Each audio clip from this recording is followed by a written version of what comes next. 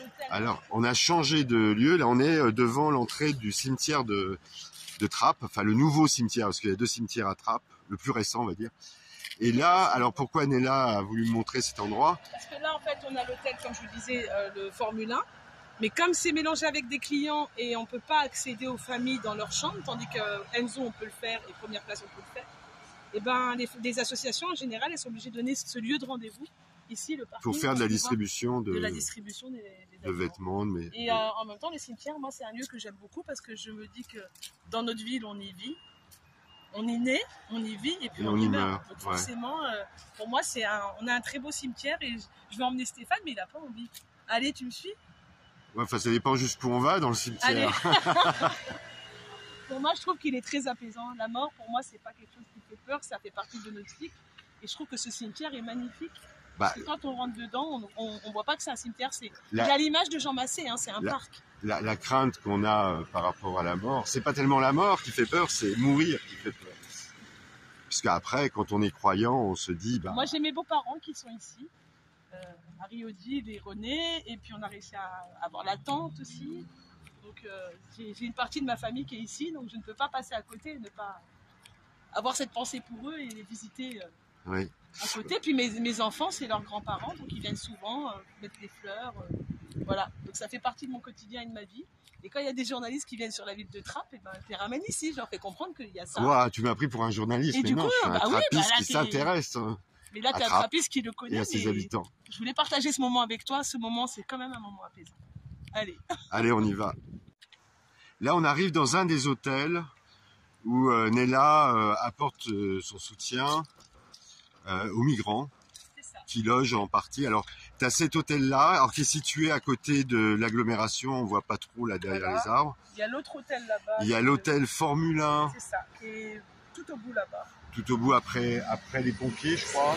Oui, après les pompiers. Et puis... l'hôtel qui est plus vers le bois des Dons qui est là-bas. Là-bas, oui, c'est le première classe. C'est ça. Et là, en fait... Ici, c'est des enfants qui vont à l'école à Jean Massé. Voilà, en fait... Donc, c'est des mamans voisines et c'est des enfants qui partagent les classes de nos enfants. Donc, des familles de migrants, on va dire, pour employer le terme consacré, si on peut dire. Logés par le 115. Logés par le 115, habitent dans cette partie-là, parce que l'autre partie de l'hôtel, c'est dédié aux clients. Mais ils font pas de différence. Hein. Voilà. Et alors, tu parlais comment dire, de la boulangerie Ange. Donc ici, là, par contre, ils ont un peu de mal. Mais est-ce qu'on peut pas lancer... On peut livrer. On peut livrer. Mais est-ce qu'on peut lancer un appel aux commerçants de Trappes pour s'ils ont des choses à donner, qu'ils n'hésitent pas, quoi. Oui, bien sûr, mais absolument quand même. Ici, c'est une cuisine partagée. Donc, on a des habitants ici, on a des habitants là-bas. D'accord.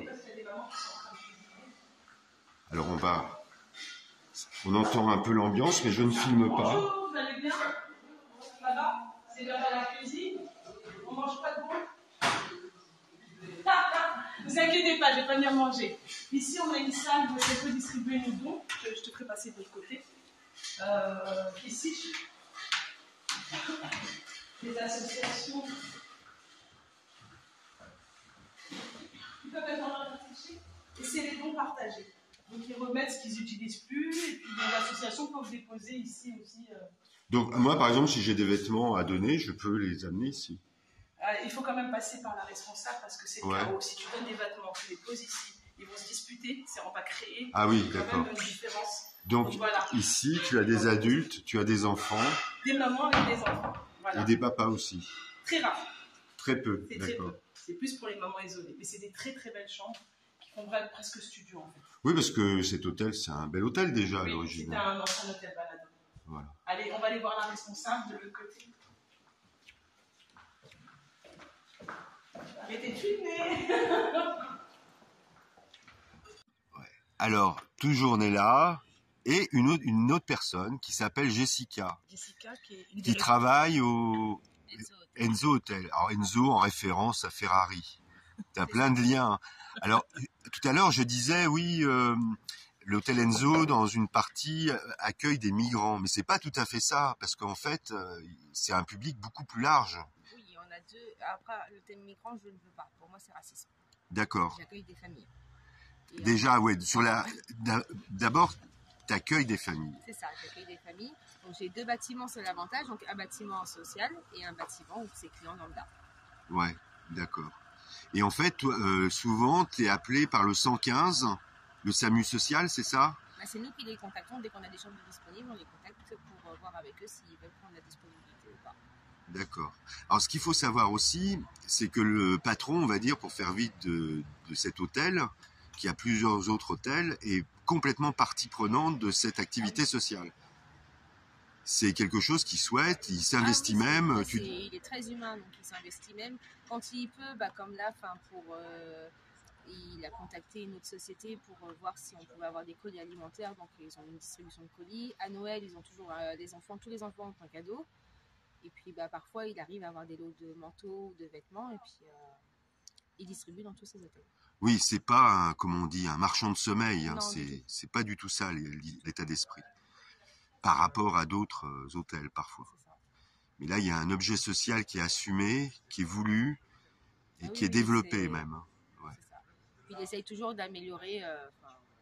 Dès qu'il y a quelque chose qui ne va pas, on trouve toujours une solution et puis on essaye d'améliorer tout ça. D'accord.